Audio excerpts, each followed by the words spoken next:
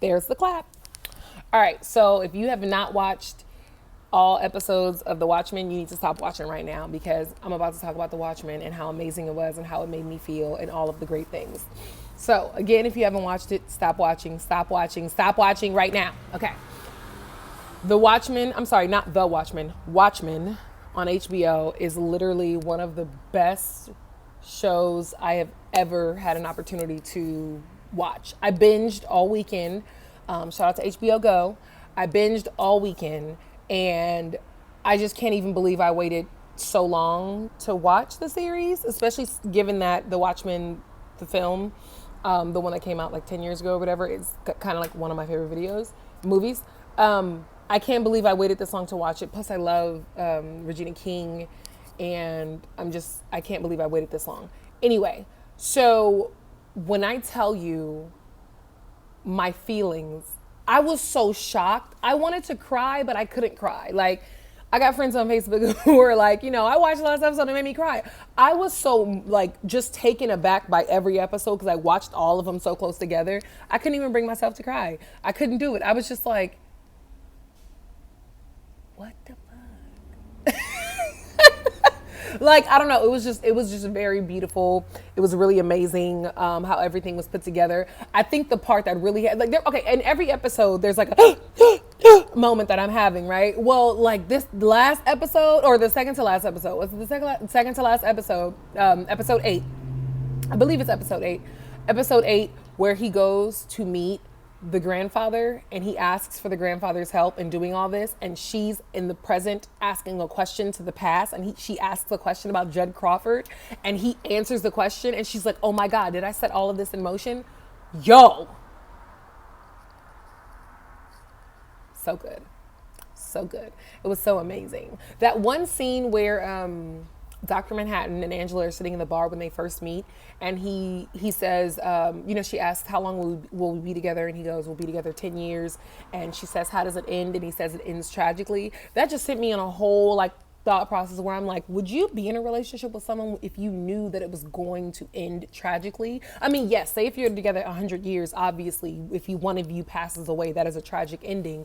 I mean, any partner passing away is a tragic ending, but I'm like, he tells you that it's within a livable time frame where you can still be in like the physical processing point that you're in right now. So 10 years from now, that person that you could potentially grow to love is going to be gone. Like, could you do that? I don't know, fam. I don't know. I don't know. Because it really does, it changes what forever means. It changes the entire meaning of forever. There are some insects that only live for 24 hours and their maturation, is that a word? Maturation. That's a word. Their maturation is accelerated far, and it's different than that of humans. So for us, when we're toddlers, we've been here for 3 years. Roughly. And when we're, adolescents, we've been here for about 11 years. And so all of those things to say, time is different for insects in that in 24-hour span for some 24-hour living bug somewhere, who knows? They meet someone, they fall in love, and they both die at the end of the day. Crazy, crazy way to go out. Crazy way to go out. But still, you are aware that this is, that you're here for a good time, not a long time. So maybe you make the most of it. I feel like that's kind of the same concept when it comes to human relationships, especially if you know and have a timeline on when it's going to end. You just go, you know what, I'm here for a good time, not a long time. So let me just enjoy every single moment of it while I have it. Let me be the best version of myself and as present as I can be in this moment so that I can love you with all I got during all this time right now. But it really did make the final episode that much sadder. Again, couldn't bring myself to cry, but it made that last episode so much sadder. Just like dang, like that, like we going on like that, like dang. I don't know. It was a really good episode, really good series. I'm super excited for the next season. Like, it shows like that really. What I think I like about Watchmen, I'm just like right now having this moment that I'm realizing.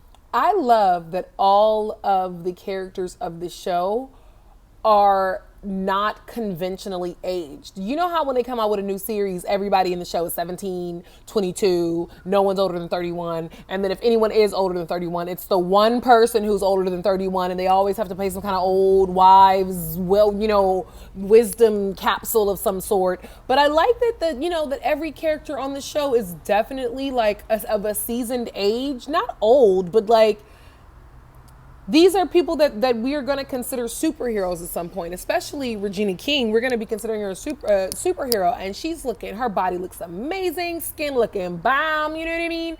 And she's out here basically being, our superhero. She out here kicking ass and taking names, and I love that.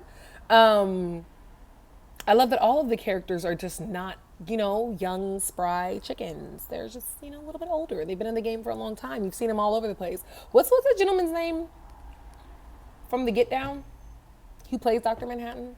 He's literally been in the news all week. So y'all will drop his name in the comments, and then I'll read and be like, that's his name. Yeah. Also amazing. I'm going to leave my comments about Dr. Manhattan to myself. But yeah, all of that to say, a very amazing series. I'm interested to know, though, if you would be in a relationship with someone.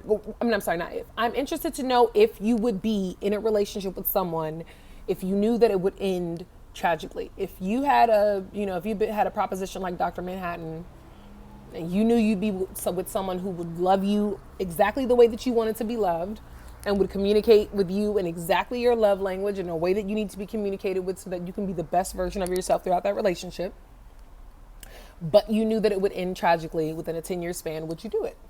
Could you do it? Knowing that it could all go away in 10 years, would you do it? I don't know. Answer in the comments. It's been real.